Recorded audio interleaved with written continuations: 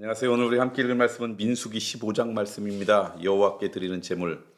여호와께서 모세에게 말씀하여 이르시되 이스라엘 자손에게 말하여 그들에게 이르라 너희는 내가 주어 살게 할 땅에 들어가서 여호와께 화제나 번제나 서원을 갚는 제사나 낙헌제나 정한 절기에 소나 양을 여호와께 향기롭게 드릴 때에 그리고 헌물을 드리는 자는 고운 가루 10분의 1에 기름 4분의 1 흰을 섞어 여호와께 소제로 드릴 것이며 번제나 다른 제사로 드리는 제물이 어린 양이면 전제로 포도주 4분의 1 흰을 준비할 것이요 순양이면 소제로 고운 가루 10분의 2에 기름 3분의 1 흰을 섞어 준비하고 전제로 포도주 3분의 1 흰을 들여 여호와 앞에 향기롭게 할 것이요 번제로나 소원을 갚는 제사로나 화목제로 수송아지를 예비하여 여호와께 드릴 때는 소제로 고운 가루 10분의 3 에바에 기름 반 흰을 섞어 그 수송아지 함께 드리고 전제로 포도주 반 흰을 들여 여호와 앞에 향기로운 화제를 삼을지니라. 숫송아지나 순양이나 어린 순양이나 어린 염소에는 그 마리수마다 이와 같이 행하되 너희가 준비하는 수요를 따라 각기 수요에 맞게 하라. 누구든지 본토 수생이 여호와께 향기로운 화제를 드릴 때는 이 법대로 할 것이요 너희 중에 거류하는 타국인이나 너희 중에 대대로 있는 자나 누구든지 여호와께 향기로운 화제를 드릴 때에는 너희가 하는 대로 그도 그리할 것이라. 회중 곧 너희에게나 거류하는 타국인에게나 같은 율례이니 너희의 대대로 영원한 율례라. 너희가 어떠한 대로 타국인도 여호와 앞에 그러하리라.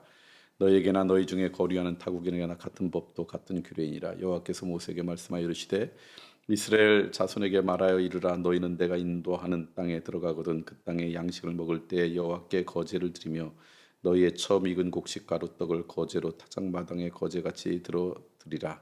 너희의 처음 익은 곡식 가루떡을 대대에 여호와께 거제로 드릴지니라. 너희가 그릇 범죄하여 여호와가 모세에게 말씀하신 이 모든 명령을 지키지 못하되 곧 여호와께서 모세를 통하여 너희에게 명령한 모든 것을 여호와께서 명령한 날 이후부터 너희 대대로 지키지 못하여 회중이 부주 중에 범죄하였거든 온 회중은 수송아지 한 마리를 여호와께 향기로운 화제로 드리고 규례대로 소제와 전제를 드리고 순염소 한 마리를 속죄제로 드릴 것이라. 제사장이 이스라엘 자손의 온 회중을 위하여 속죄하면 그들이 사함을 받으리니 이는 그가 부지 중에 범죄함이며 또 부지 중에 범죄함으로 말미암아 헌물 곧 화제와 속죄제를 여호와께 드렸습니다. 이스라엘 자손의 온 회중과 그들 중에 거류하는 타국인도 사함을 받을 것은 온 백성이 부지 중에 범죄했습니다. 만일 한 사람이 부지 중에 범죄하면 1년 된 암소로 속죄제를 드릴 것이요 제사장이 그 부지 중에 범죄한 사람이 부지 중에 여호와 앞에 범한 죄를 위하여 속죄하여 그 죄를 속할지니 그리하면 사함을 얻으리라. 이스라엘 자손 중 본토 수생이든지 그들 중에 거류하는 타국이든지 누구든지 부주 중에 범죄한 자에 대한 법이 동일하거니와 본토이든지 타국이든지 고의로 무엇을 범하면 누구나 여호와를 비방하는 자니 그의 백성 중에 끊어질 것이니라. 그런 사람은 여호와의 말씀을 멸시하고 그의 명령을 파괴하였은즉 그의 죄악이 자기에게로 돌아가서 온전히 끊어지리라. 안식일에 일을 한 사람. 이스라엘 자손이 광야에 거류할 때 안식일에 어떤 사람이 나무하는 것을 발견한지라. 그 나무하는 자를 발견한 자들이 그를 모세와 아론과 온 회중 앞에 끌어왔으나 어떻게 처치하는지는 지시하심을 받지 못한 고로 가두었더니 여호와께서 모세에게 이르시되 그 사람을 반드시 죽일지니라. 온 회중이 진영 밖에서 돌로 그를 칠지니라. 온 회중이 곧 그를 진영 밖으로 끌어내어 돌로 그를 쳐 죽여서 여호와께서 모세에게 명령하신 대로 하니라. 옷단 귀에 다는 술. 여호와께서 모세에게 말씀하여 이르시되 이스라엘 자손에게 명령하여 대대로 그들의 옷단 귀에 술을 만들고 청색끈을 그 귀에 술에 더하라. 이 술은 너희가 보고 여호와의 모든 계명을 기억하고 준행하고 너희를 방종하게 하는 자신의 마음과 눈의 욕심을 따라 음행하지 않게 하렵니다. 그리하여 너희가 내 모든 계명을 기억하고 행하면 너희 하나님 앞에 거룩하리라. 나는 여호와 너희 하나님이라. 나는 너희의 하나님이 되려고 너희를 애굽 땅에서 인도해 내었으니라. 나는 여호와 너희의 하나님이니라. 민수기 15장 말씀. 하나는 이제 하나님께서 약속하신 땅에 들어가서 그곳에서 하나님 앞에 예배드릴 때, 제사죠. 예배드릴 때 어떻게 예배를 드릴 것인지 아주 구체적인 그런 내용을 쭉 이야기를 하고 있는 게 첫 번째 민수기 15장 말씀이에요. 오늘 말씀을 읽으면서 그런 이야기죠. 이들이 이제 하나님께서 약속하신 언약의 땅에 들어가서 해야 될 게 수도 없이 많은데 제일 먼저 뭐에 대한 이야기냐면 하나님 앞에 예배하는 것에 대해서 아주 자세하게 말씀하고 계세요. 그러니까 우리들의 삶 가운데 정말 중요한 우선순위 하나가 하나님을 예배하는 것이 되었으면 좋겠다. 그리고 그 예배를 위해서는 우리가 아주 정성을 다해야 되고 최선을 다해야 되겠다. 그게 오늘 이 민수기 15장 말씀 앞에 나온 앞에 말씀을 통해 깨닫는 거예요. 그래서 기억 혹시 나시나요? 예를 들면 벌써 한 120년이 더 됐겠네요.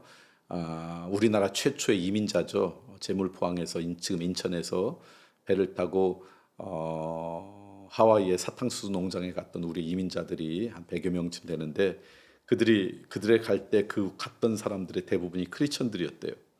그런데 그들이 사탕수수 농장에 정착하며 살면서 그들이 제일 먼저 세웠던 게 교회고요. 그 교회 흔적이 지금도 남아 있죠. 그리고 그 교회가 결국 독립운동하는데 아주 중요한 거점 역할을 감당했고요. 뭐 또 더 나아가면 우리나라는 아니지만 청교도들이 어렵고 힘든 가운데 신대륙에 도착해서 제일 먼저 한 게 교회고요. 이유는 바로 이 말씀이에요. 우리의 삶의 우선순위에 하나님 앞에 예배드리는 것을 먼저 두고 그것을 위해서 최선을 다하는 그런 인생 되었으면 좋겠다. 그건 지금도 마찬가지입니다. 여러분 삶 가운데 그런 은혜가 있었으면 좋겠다. 오늘 말씀을 통해 깨닫고요. 두 번째는 오늘 말씀 보니까 이제 속죄죄에 대한 말씀이 쭉 나와요. 근데 이제 우리가 오늘 나오는 말씀 가운데 계속해서 반복되는 그 단어 가운데 하나는 부지 중에 범죄했다. 알지 못하고 범죄한 사람들. 우리는 죄를 지으면서 알고 범죄하지만 나도 모르는 사이에 죄를 짓는 게 얼마나요? 그것도 하나님 앞에 속죄해야 된다. 그러니까 무슨 얘기냐면 하나님 앞에 늘 회개하는 마음을 갖는 것, 그게 아름다운 영혼이라는 거죠. 나도 모르게 부지 중에 짓는 죄가 얼마나 많겠어요? 그 이야기를 이야기하고 있습니다. 그러므로 여러분 누구든지 나도 알지 못하는 사이에 짓는 죄들이 많으니까 하나님 앞에 늘 정결한 인생이 되기 위해서 의로움이 부신 하나님께 늘 회개하는, 회개의 고백이 기도할 때마다 여러분 가운데 떠나지 않는 그런 은혜가 있기를 소망합니다. 그리고 마지막으로 하나 말씀드릴 것은 오늘 말씀 보니까 이런 얘기를 해요. 그게 누구든 간에 죄와 가까이 하면 그 사람은 여호와 앞에 범죄한 사람이다. 여호와를 비방한 것이다. 그러니까 하나님이 죄와 가까이 하는 걸 싫어하는데 그럼에도 불구하고 우리가 죄에 가까웠다. 그 얘기는 뭐냐면 하나님을 떠나 있는 거라는 거예요. 그러니까 여러분이 내가 하나님을 비방하고 하나님을 거역하는 것 중에 하나가 죄와 버타는 것이다 깨닫고 가능하면 하나님을 떠나지 않는 인생 되기 위해서 최선을 다하는 그런 은혜가 우리 모두 가운데 있길 소망합니다. 오늘 여러분과 함께 나누고 싶은 것은요, 벌써 이제 2주가 됐네요. 이 여름 이제 끝나기 전에 대전과 세종에는 젊은이 공동체에서 성경 공부 하나를 시작했어요.